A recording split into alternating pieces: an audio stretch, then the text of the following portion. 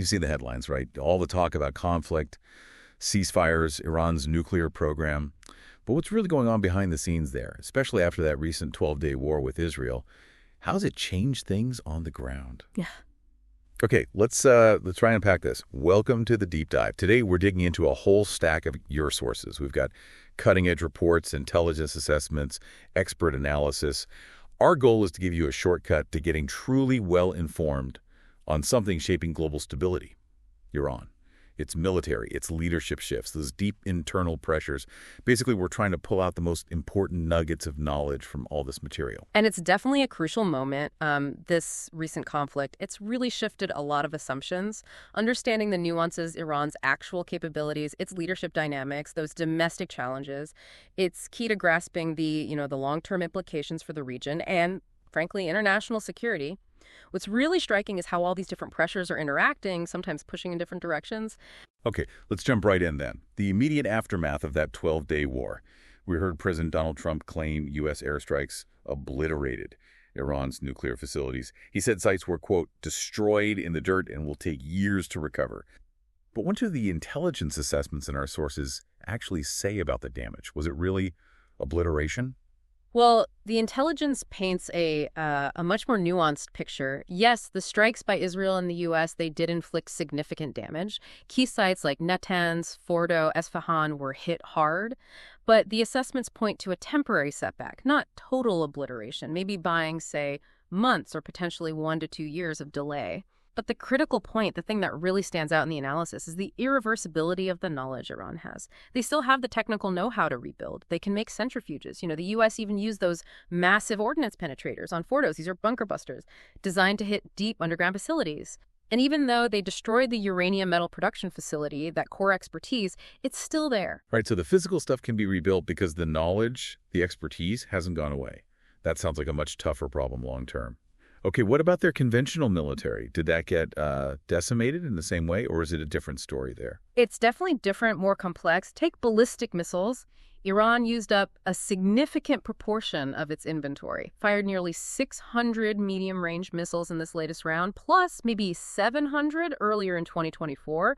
So stockpiles are significantly depleted, maybe 1,500 medium-range ones left, and sources say over 50% of its launchers destroyed. Wow, that's a big hit. It is. However, the analysis also stresses Iran still retains the capacity to strike again, and it can rebuild. Its missile program is still one of the largest in the Middle East. Also, their air defenses took a real beating, severely damaged. That basically gave Israel air dominance. But again, Iran can try to buy replacements, likely from Russia or China. Okay, so a mixed bag, like you said. Some serious damage, but the capacity to rebuild is still there. What parts of their military came out relatively okay? What still poses the most immediate threat, conventionally speaking? Well, their actual Air Force, it's pretty old, a mix of American, Russian, French, Chinese jets from way back. It had a little offensive punch anyway, lost a few old F-14s and F-5s, not a huge factor. But the Iranian-manufactured drones pose a real offensive threat, and their ability to make those seems largely intact. Ah, the drones. We hear a lot about those. Exactly. They've been supplying them to proxies like the Houthis and even allies like Russia. And importantly, the regular Iranian Navy and the IRGC's naval forces, the Revolutionary Guard's Navy, they survived relatively unscathed. They still have formidable maritime capabilities, enough to cause serious trouble in the strategic Strait of Hormuz. That choke point for oil.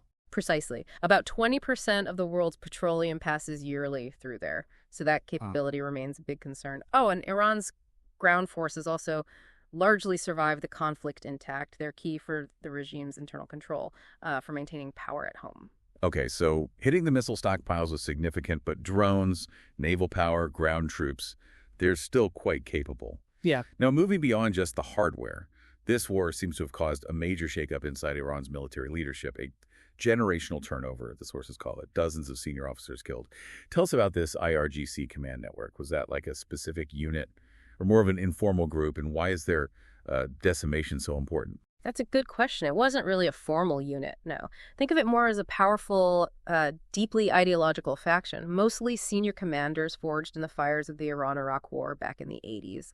These guys were the central architects of Iranian strategy and security policy.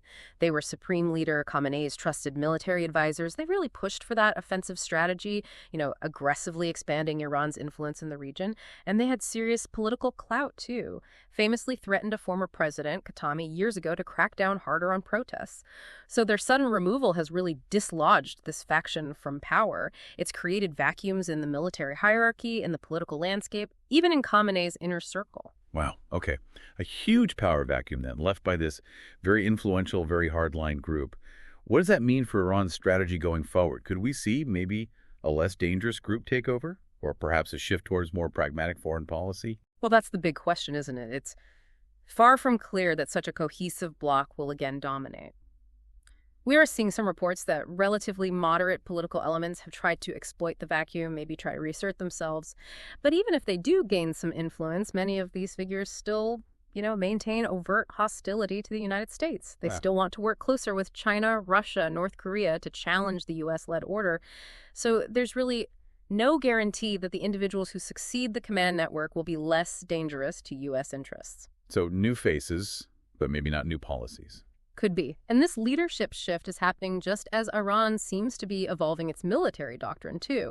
It's moving away from just defense and asymmetric stuff towards more hybrid and expeditionary unconventional warfare.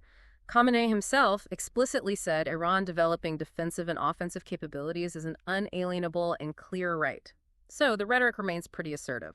Okay, let's pivot then to the internal situation inside Iran. It's always fascinating how regimes projecting strength abroad can be dealing with significant fear at home. Our sources point to this deep underlying anxiety within the Iranian regime.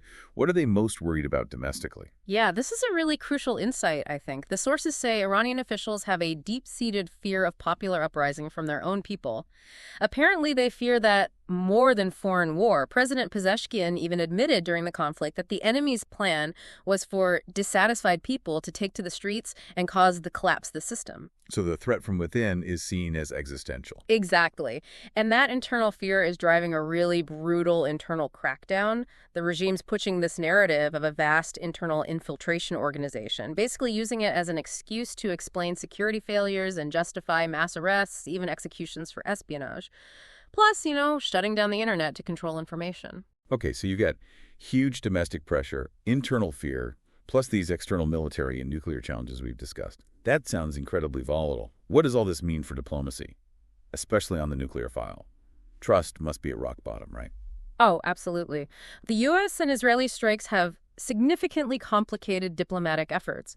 Iran sees those strikes as lacking any legal basis and, frankly, undermining U.S. credibility.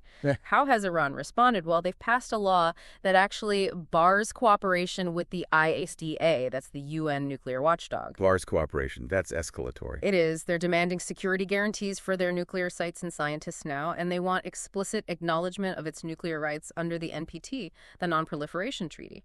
There's even a threat they might exit the Nuclear Non-Proliferation Treaty altogether if European powers trigger those UN snapback sanctions we talked about. Leaving the NPT would be a massive step. Huge. And hanging over all this is a critical unknown. The whereabouts of Iran's stockpile of uranium enriched to 60%. That's about 408 kilograms, enough for nearly 10 bombs if they enrich it further. And U.S. officials admit they don't know exactly where it all is. That's deeply concerning. So a very tense situation internally and externally. What are the immediate worries for the region, for global stability, just looking ahead short term? Well, Iran's military chiefs are talking tough. They've warned of renewed conflict, saying their forces are fully prepared to resume combat from exactly where it stopped. They say the aggressors will not be spared. Okay.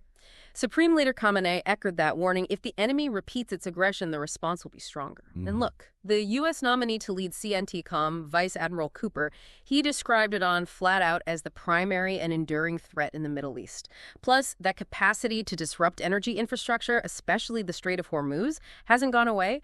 Even a limited disruption there could severely hit global supply, potentially spiking oil prices to, the reports estimate, maybe $130 per barrel. Right. So we've tried to unpack these really intricate layers for you today. The impact of the strikes, the leadership changes, the internal fears, the diplomatic standoff.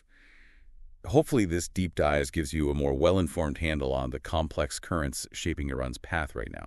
Yeah, and if you connect the dots, Iran clearly remains a major destabilizing force in the region. Its objectives haven't really changed since the revolution. What we're seeing is this complex mix of ideology, pragmatic adjustments based on pressure, and these really deep internal vulnerabilities.